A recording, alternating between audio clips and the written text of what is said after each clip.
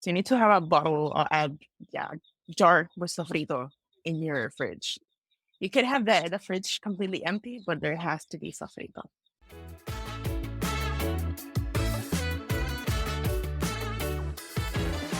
This is the Moreish Podcast, where Caribbean history meets culture and cuisine. Welcome back to the Moreish Podcast. This is Hema. Today's episode is a continuation of the discussion with Laura Ortiz, historian and food and culture tour operator in Puerto Rico. Laura was in her home in Carolina, Puerto Rico, when we recorded this episode, so the audio may fluctuate a bit, and you'll for sure hear some birds chirping in the background. Enjoy the episode. Hi, Laura. Welcome back to the Moreish Podcast. Hi, thank you for having me. It's so great to have you back again. In the first episode that we did with you, we talked about the history of the people of Puerto Rico. So we can do a little quick recap of who the people are currently and what their background is.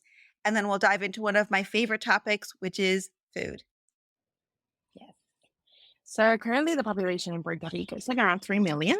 And we're kind of mixed with Tainos, even though we don't have any Tainos anymore. They're still in our DNA, very much marked the fact that we have Taino. Also African, Spanish, but we have all like mixed with the US, mixed with French, Dutch, British that came to the island. So we're this big mix. Out of all of those cultures that you mentioned, who do you think, or which ones do you think have the biggest influence on what life in Puerto Rico is like right now? I would say the Spanish and the African, Spanish in the language and the African in the music, in the beats. Reggaeton has a lot of mix with African beats. Also, the gastronomy, like all the gastronomy in Puerto Rico has a lot of influence of the Africans. When you talk about gastronomy, we're going to dive right into food. And I want to start with Sofrito, because that is actually the name of your company, Sofrito Tours, Yes. which is a mix of gastronomy and history tours in parts of Puerto Rico. Could you tell me what Sofrito is? So sofrito is actually like a base sauce that we use to give flavor to our food. For example, rice and beans, those beans get the flavor because of the sofrito. That mix of onions, garlic, culantro. Culantro we call it recao, and it's something that grows everywhere in the wild. So ají dulce. So all that mix, we put it together with the food to give it flavor. And it's very similar to Haitian epi, or if I'm Trinidadian, green seasoning. You know, obviously there's a different spice levels. The spices or the peppers that you mentioned, they're not very spicy, are they? No, actually, they're sweet. When I was in Puerto Rico last year, I did a food tour. And when you say culantro or recao grows everywhere, we actually found some growing just at the base of a tree in like a little square, which I'm really jealous of because here in Toronto, it is really difficult for me to find. And when I find it, it's almost going bad or it's limp and I have to use it immediately that day. Is that a staple in most Puerto Rican households? Yes, you need to have a bottle or jar with sofrito in your fridge. You could have the fridge completely empty, but there has to be sofrito. I was, in preparation for our conversation today, I was doing a little bit of research on some of the foods that I ate when I was in Puerto Rico. I saw many variations of the sofrito recipe. Some of them included, and I need to ask you because I want to know direct from somebody who knows. Some of them included olives and capers and tomatoes. So tell me from your perspective, what are the actual ingredients that goes into an everyday sofrito? So the actual ingredients or the main one would be culantro, el recado, garlic, onions, those bell peppers, or the other ones. I don't know the translation to them, but they're called ají dulce, like a type of pepper that is like smaller. And just you can add like salt and pepper. That's basically it. What gives it the color, the green color, is the recao. Sometimes people add achote, which is like this red anato, give also like color to the sofrito.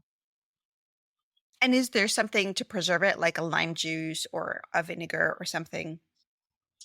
And most people just you add water to it and you just freeze that usually because you can freeze it or you can just keep it in the regular in the fridge.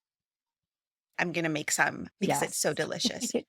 So let's Yes. move on to a couple of things that I read, and I want you to share with me your perspective and the history, if this Hmm. is true. There is a word that is associated, or apparently barbecue Hmm. is something that came from the Tainos and Puerto Rico. So yes, the Tainos were the first ever, I think, to use the barbecue. They call it the barbacoa, and they would use it obviously well to cook fish and to cook whatever meat they would hunt or fish. Because the Tainos were actually fishermen more than hunters. They would consume more uh, agriculture goods. Actually, agriculture was left to women. Women were the ones in charge of agriculture. So, because it was such an important part of the society, women were the ones in charge of it. So yes, but yeah, they would use the barbacoa or the barbecue to to cook the meat. And the meats they would consume would be snakes, iguanas. There's this rodents that actually here in my house, there's a few running around. They're called the aguti. They're from the same family of the hutia, and they would hunt that and eat it. It's really always interesting to me as I talk to people from the different Caribbean islands and countries is Mhm. iguanas and agouti, which you just mentioned, is also something that's eaten in Trinidad. Yes, I haven't tried it knowingly, maybe. Um, it sounds very interesting. What is the national dish of Puerto Rico? So I would say, well, the most famous one is mofongo. Did you get to try it when you came here that first time? I I did. I did. Do you want to describe what mofongo is? So basically, mofongo is a green plantain, fried, and you add some people add pork rinds to it. Some people don't. I prefer it without pork rinds, and you just put those plantains after you fry them in a like a mortar. We call it pilon, and then you like kind of smash them, shape them like a bowl, and you can either have it stuffed with could be chicken, could be seafood, whatever you want, or you can have it as a side, just like the little bowl of plantain. And is there anything else added to it, or is it just the fried green plantain and that's it? It's fried green plantain, and you just add like salt and the oil to fry it, and like I said, so many people like to add pork rinds. I've seen that more in the Dominican Republic than here, but we do get people that add it. You eat it also with a sauce called mayo ketchup. So it's like a sauce made with ketchup, mayo, and a little bit of garlic. So it gives her like the right flavor. That mayo ketchup sauce, I saw it everywhere, and everybody kept telling me, if you want a sauce for your food, that is what you need to add. Yes, yes, definitely. Either that or it could be like chicken stock to kind of like soften it up a little because it's very starchy. When I was talking to Harry from Offbeat Travel, we were Yeah. talking about a similar dish in Dominican Republic, and the act of pounding and creating this dish he was talking about has is the technique from the enslaved Africans. And while they may Hmm. not have been using plantain, it was other root vegetables that they used, and they brought this technique over. Yes, yes. And how we make mofongo actually was the way the Africans would make it. And except that they would instead of oil, they would use manteca or animal fat to fry it. And then, well, once the US took over the market, we started using oil. We were talking about the national dish. You were going to move on to another dish that you thought could be the national dish. So besides mofongo, I would say rice and beans. Rice and beans, you'll find it everywhere. We love rice and beans. In my case, if I could survive my whole life with just eating mofongo and rice and beans, I would be happy. Because rice and beans, we eat it with everything, any type of meat. You can have stewed meats or fried meats, fried pork, rice and beans. I love rice and beans. And so rice and beans obviously is not what you would call it if you were talking to another Puerto Rican. What is it called? We call it arroz con habichuelas. But rice is made in many ways here. So there is another type of recipe of rice and beans, which would be the mamposteado or arroz junto, as I know it. Mamposteado is more like a stewed rice, kind of looks, I wouldn't say like a risotto, but more or less. And it's cooked with like bell peppers and beans. But we also have the arroz juntos, which is when you make just the regular rice and add the beans to it. Rice and beans in whatever form needs to be a part of almost every meal. Yep. So we talked about mofongo being, a dish that has some African influences, specifically in the technique. Where does the rice and beans come from? So the rice actually were introduced by the Spanish. And it wasn't until the Africans got here that they started working on like growing the rice, but it was introduced by the Spanish. The Tainos did have a type of bean here in the island, but they did say that they had been. And also the Spanish must have brought several type of beans to the island. In the two dishes that you've just mentioned, they're both influenced by two different cultures that were either brought to or arrived in the island. Are there any other dishes that you think have either that Spanish or African influence that you can point to that are really quite popular? I would say lechon, the pig, roasted pork. Pig was actually introduced to the island by the Spanish in 1493 in Colon's second voyage. He brought over 8 pigs from the Canary Islands. He took them first to the Dominican Republic, to La Española, and then brought it to Puerto Rico in 1512. But the thing is that they brought pig to kind of preserve the tradition of eating meat that they had in Europe.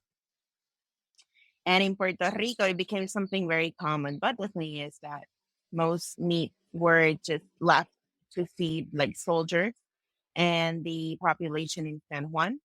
So the people in the mountains, they'd actually just use pork for special occasions. That's how it comes to be like a Christmas dish. This is what we eat during Christmas. It's one of our national patrimonies. They would make the pork during special occasions, but during regular time, they would use what they produce in the earth, so agriculture.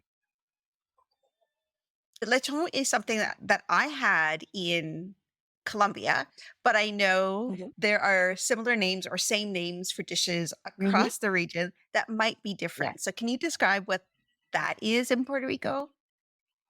So the lechon asado is a roasted pork. So usually they prepare it a few days before. They give it the flavor and the adobo. And then it's roasted for a few hours. We eat all parts of the pork, starting with the skin. The skin would be the same as the pork loin. So usually we call it cuerito. That's how we eat it here during Christmas. It's the whole roasted pig. The one that I had there, it was a whole roasted pig, but it was stuffed with a rice, like a spiced rice dish, and beautifully crispy skin, which I really adored. But here we eat the pork with arroz con gandules. I don't know if you tried it when you came here. Gandules would be translated to pigeon peas in English. And the pork is what in pasteles is what we eat during Christmas time. So the rice with pigeon peas basically is known as un arroz compuesto. So it's basically a rice that includes the meat in it or the grains in it. So the way it was the idea behind making this type of rice It was that they could do like a big volume of food because you were mixing like the rice with the meats and you could feed more people. So that's what we do in Puerto Rican parties, like house parties. Like everybody just make a caldero de arroz, like a big giant pot of full of rice and just give it to everyone. When I was looking on your website for the tours that you do, there was tours, and I'm probably going to get this a little bit wrong, sort of like a pork region or pork tasting. So the tour is the Pork Highway. We have this area in the town of Calle, which is called Guabate. And Guabate is famous for its lechoneras. So lechoneras are this little, I wouldn't call them a restaurant because it's not a restaurant. It's more informal than a restaurant, but it's this establishment that specialize in selling roasted pork. They all sell the same thing. What changes is like the vibe because people have their favorite. I have my favorite one. And it's because in my case, the one that I like is right next to the river. So you have like you're eating lechon, but you have a nice view. So people have like their favorite one. So during Christmas time, usually people do chinchorreo. Chinchorreo is basically like bar hopping, but also trying food. So people rent out these big school buses with very, very loud sound system. And the idea is to go hopping around the mountainside trying food. Obviously, you're not driving, so you don't have to worry about that. And you're like eating and drinking the whole day. But it's actually really fun. And people stop in these lechoneras to eat maybe a little bit of pork, or you can also, not just pork, they also have like roasted chicken, they have yuca and escabeche, cassava. You can find the rice with pigeon peas. You can find some sausage that we make here. One is called the morcilla, which is the blood sausage. Uh, Blood sausage, I do have a very complicated relationship with it. Like you break down the blood and you mix it with rice and you put seasoning in it and you make a sausage out of it. So the color of the morcilla is it's like a black color sausage. But then we also have the longaniza, which can be made out of pork and chicken, which is also a type of sausage we make here. So all that you can find in the Pork Highway year round. You don't have to wait until Christmas time to have it.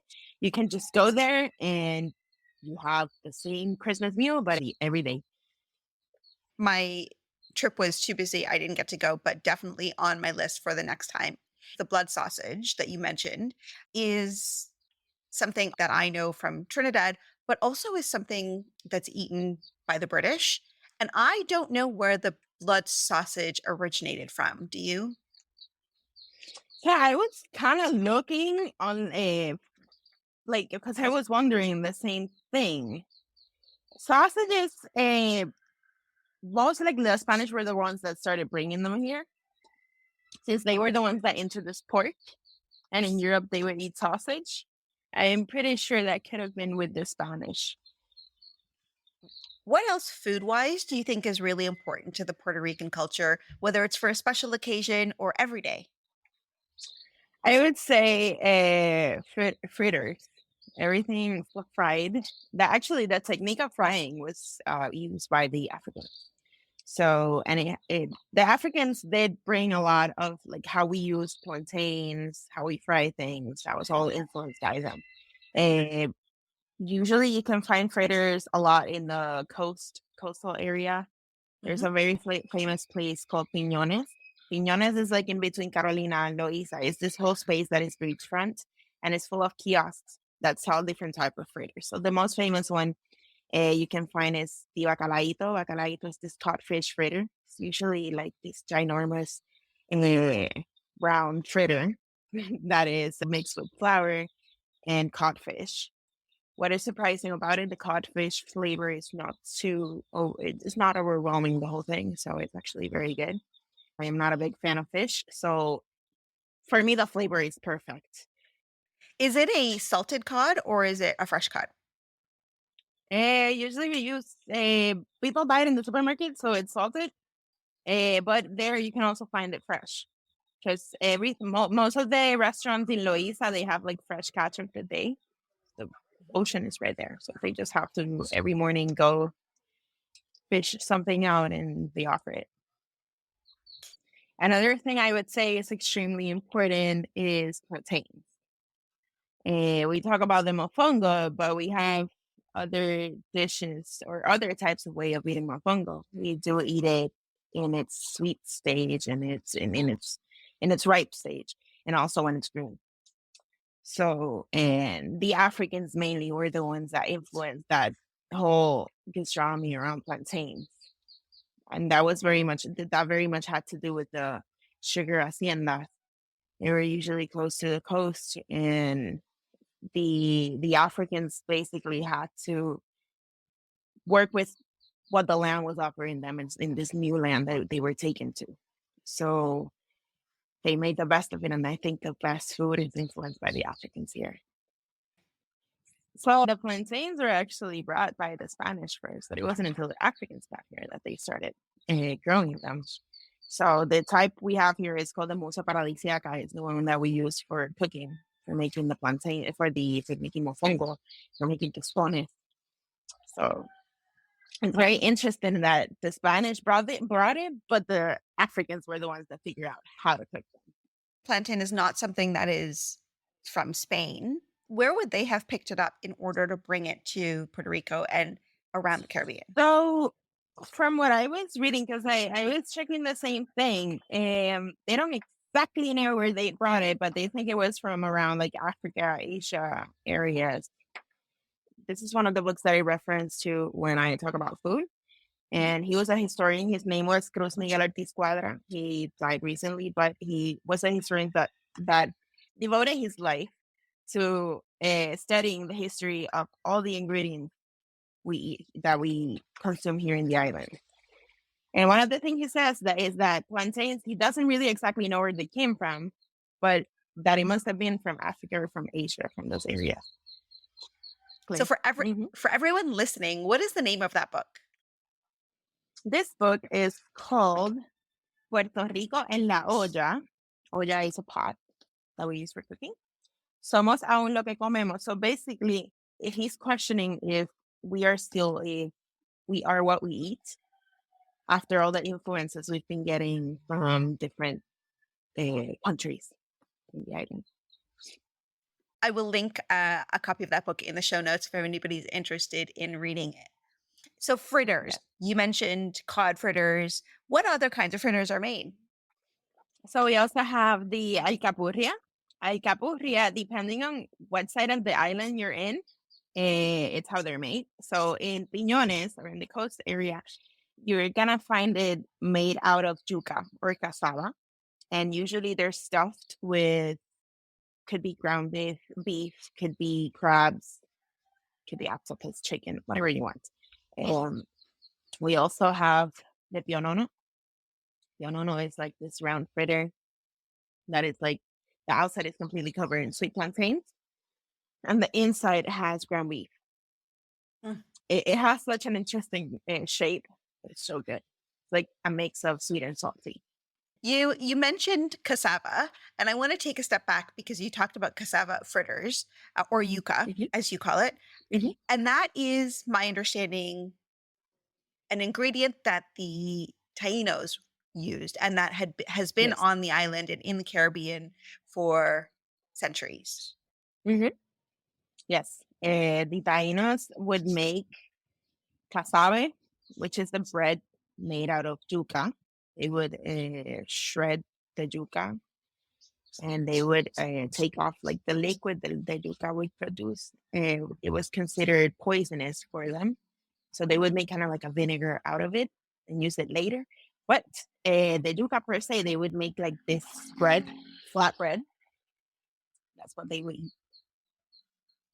I was talking to someone who wrote a book called Culinary, Colonialism, and she did a deep dive into the history of cookbooks in the Caribbean.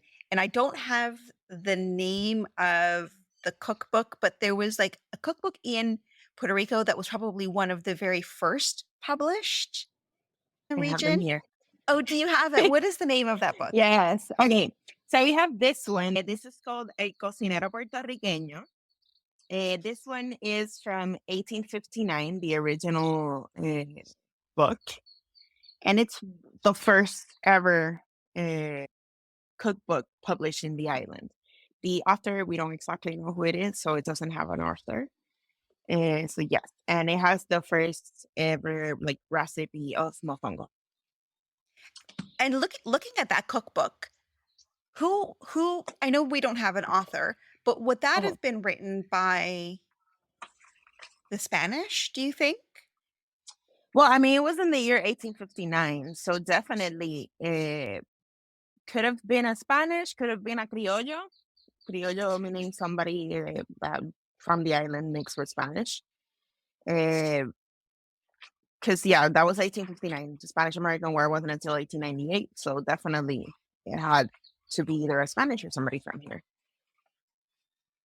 Then we have this one. This one is called. It's kind of a lot. It's being used a lot, but it's called Cocina a Gusto. It was the first cookbook in Puerto Rico that was translated to English, so you can find the copy in English. And this one's the authors, Berta Cabanillas, Carmen Mercado, they were they came from the program of home economics. I think we would call it in Spanish as economía doméstica. It's one of the first books that actually has the measurement that is like a detailed description, and it was also made for women, for housewives in Puerto Rico and in the US, because this was published, if I'm not mistaken, like in the 1950s. During that time, we did have a large migration of Puerto Ricans to the States. So the idea was that women in Puerto Rico or in the States could learn how to make Puerto Rican food. You know what I love about that is you said there was a big migration during that time of Puerto Hmm. Ricans to the US or the mainland, and Hmm. they had something to take with them to keep their culture going. Because just because you're going to a new place, you don't have to leave your culture behind. You're taking a No. piece of it with you. And actually, that's something you see a lot in the diaspora. The way they kind of identify or keep or practice the Puerto Rican culture is mainly through food. Because you can find Puerto Rican restaurants in Chicago. It's funny. I went to Chicago a few years ago, 1 or 2 years ago, and I was in this festival, and the first thing I noticed was this Puerto Rican kiosk that the line was so long. And they were selling it was this cup with rice with pigeon peas, pork, mofongo, and a chicken skewer. And I was like, what? And it was actually really Wow. good. So yeah, I think through food they're able, like people are able to keep their culture alive. I think food is such a connection to your culture. And Hmm. what I found is people will go and maybe the people that migrated over to the US or over to Canada might make their dishes in a slightly different way, just adapting to what is available to them. Obviously, you have to adapt the food to the products you find, because I know in the States it's very hard to find Puerto Rican products. I think the most one you find is Goya, the brand.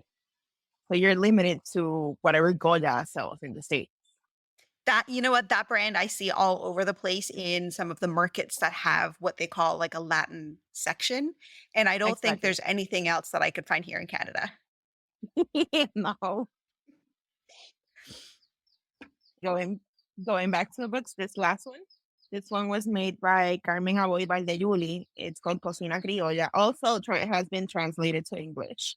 She actually quite published another one. This was more modern, but it was also published in the 50s.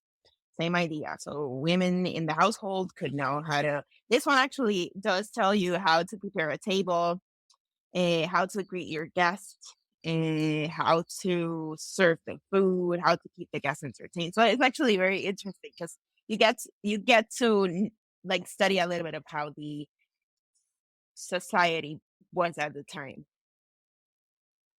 I'm going to look up all of those books, add them to my library. I'll also add links in the show notes if anybody's interested Hmm. in looking at the books. One other dish that I ate when I was there that is usually made around Christmas time in Trinidad and in other countries is Mhm. pastels. The Pasteles? pasteles. So the pasteles, yes, we usually eat it during Christmas time because they're actually not too easy to make. And I feel it's a tradition where actually it's at risk of being lost. Because since it's something not too easy to make, our Mhm. grandmas are usually the ones that make them. But the pastel, you can find them pastel de yuca, which is cassava in the outside and chicken on the inside. You can also find it masa. Masa, it's a depending on who makes it, it could be a mix of yuca and pork. So, and you prepare it. It's basically ready to eat, but we freeze it. And then when we're gonna eat it, we just boil it for a few, like 45 minutes, and it's ready to eat. But it's covered in a plantain leaf. And that was usually used by the Africans. The Africans were the ones that started like wrapping stuff in plantain leaves to give it flavor.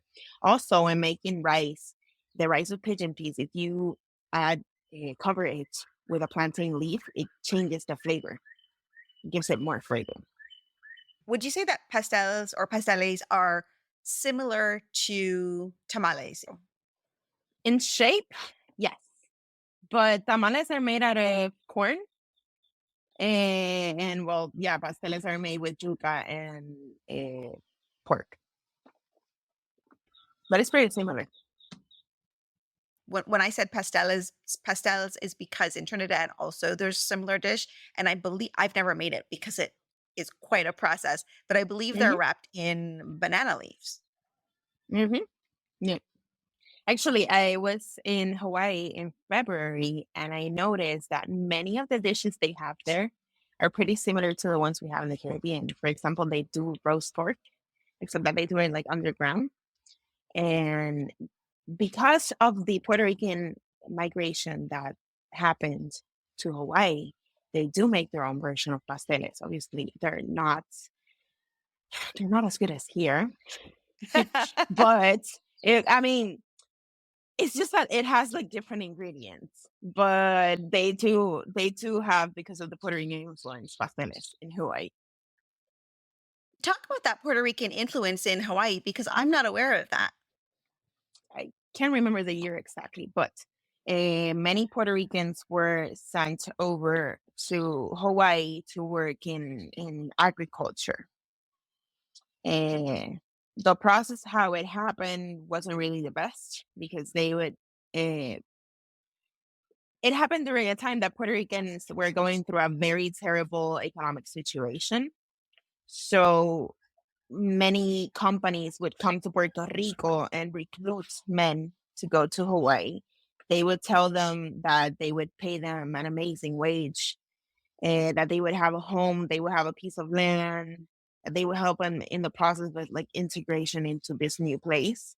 But what actually happened was the total opposite. When they got there, they were just left in this farm to defend themselves. They did not speak the language because they were mixed with Japanese that were also in Hawaii. So it was pretty tough, especially in terms of culture. Like the culture is totally different. So they, well, were fooled with this idea that they were going to get jobs that would pay them more than what they were earning in Puerto Rico. But at the end of the day, it wasn't like that. So many Puerto Ricans did not have the option then to stay in Hawaii. Some of them were able to escape, but it was like this one of the saddest migrations of Puerto Ricans. Who was it that actually was the instigator of moving people from Puerto Rico to Hawaii? It was big companies. If I'm not mistaken, I might be wrong. Could have been like 40s and 50s. Big companies were coming to the island to recruit because they needed men for work. Just like now. Now it happens with big companies coming here looking people to go to Alaska, for example, to go work in fishing salmon. But they don't tell you then like how harsh the winter is gonna be, how they leave out those details that are crucial for somebody that is leaving from the Caribbean. Yeah. that was after the Spanish American War when the US had taken over Puerto Rico? Yeah. So yeah, they would come over with that idea, the promise of this happy life, and then when they would get there, they were by themselves. At the beginning of the 1900s, all the way to the 50s.